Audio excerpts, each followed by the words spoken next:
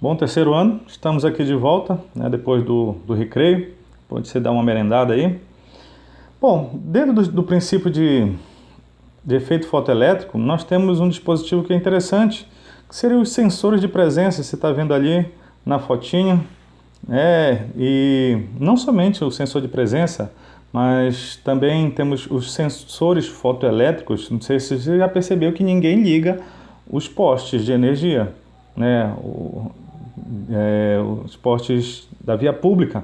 Quando chega à noite, ele liga sozinho, né? Então, tem um sensor ali que com a radiação da manhã, da luz do sol, ele desliga o nosso circuito. Essa seria a ideia. Mas nós temos também a célula fotovoltaica, que são as placas solares, né?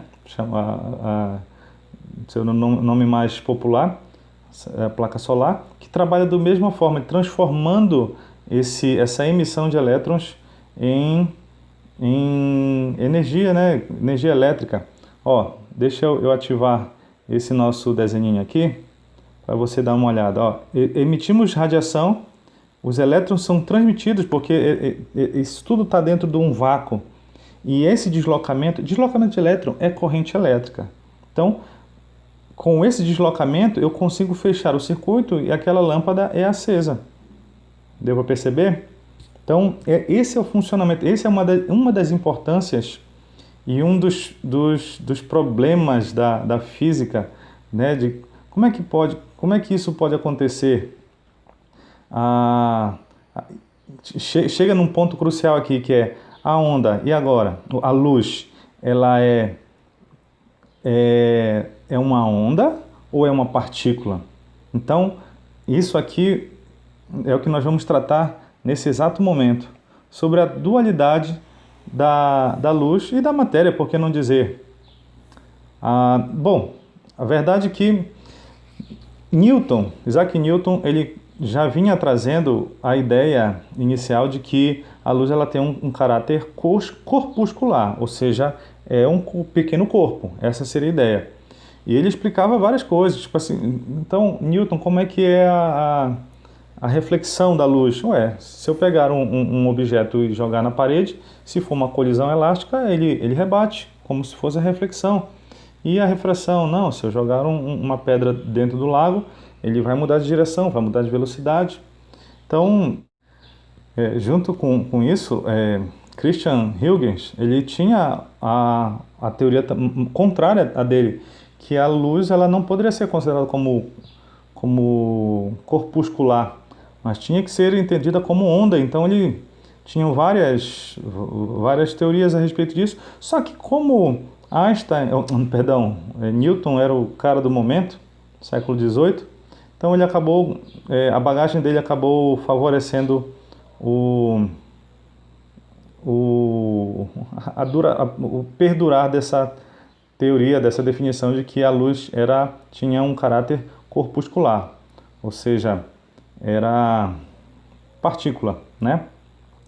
E assim durou. Só que nós temos muitas coisas que Newton não explicava, como a questão de difração da luz, né? Você estudou isso lá em ótica geométrica, interferência também da luz.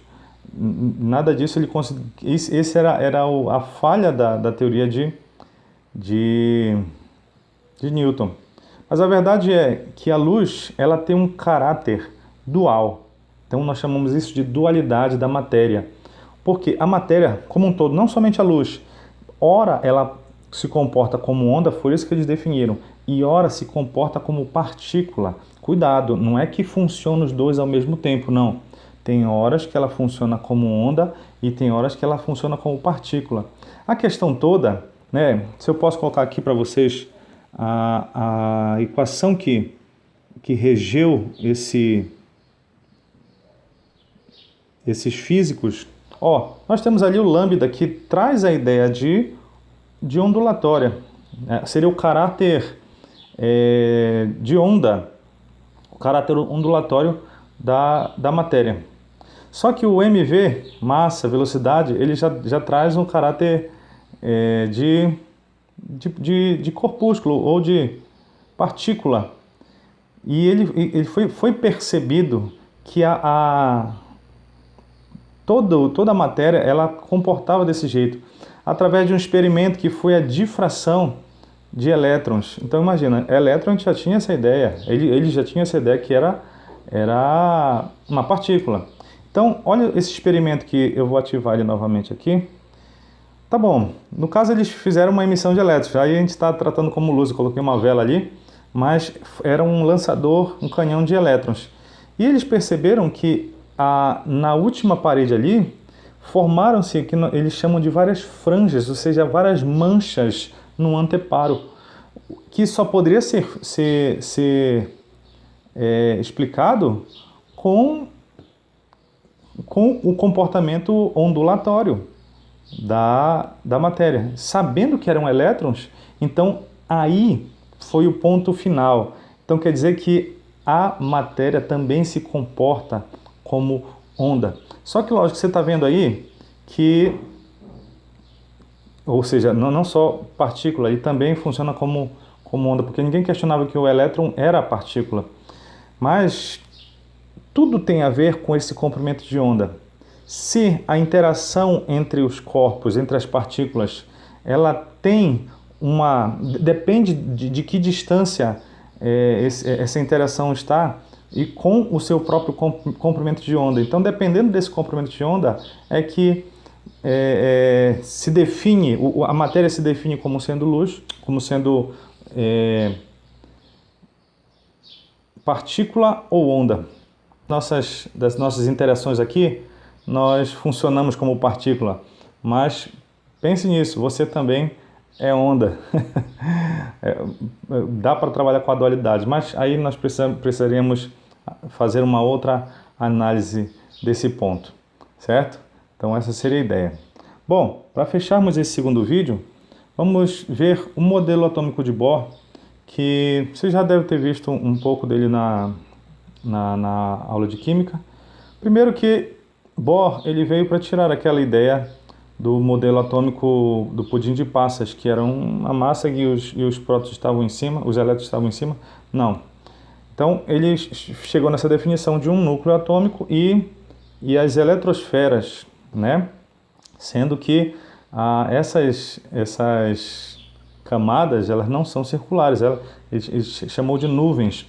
E a verdade é que, juntando todas essas informações, inclusive a questão dos pacotes de energia, né, e a ideia de caráter ondulatório, porque o processo principal aqui desse modelo, o pessoal questionou por que esse elétron não vai circulando ou em movimento espiral até chocar com o núcleo. Então Bohr definiu que, na verdade, existiam esses níveis de energia no modelo do átomo. Então, cada uma dessas camadas tinha uma quantidade de energia, sendo que quando o elétron estava nessa camada, ele não perdia nem recebia energia, mas principalmente não perdia, para que ele não entrasse num movimento espiral. Isso acabou confirmando a ideia da quantidade de energia, da quantização de energia, ou seja, não tem mais como a energia ser contínua, não. Agora ela é discreta, ela é pontual, ela é quantizada. Então, essa é a ideia. E daí nasceram os estados fundamentais, né, do átomo, que você estudou em química, né, vai por numerações. Estado fundamental seria um N, aquele valor N, né, na química. O estado fundamental seria o N valendo 1, e todos os outros diferentes de 1 seriam os estados excitados de órbitas, perdão, dessas eletrosferas, certo? Bom, vamos agora para um terceiro vídeo só discutindo sobre algumas questões. Vamos ao terceiro vídeo.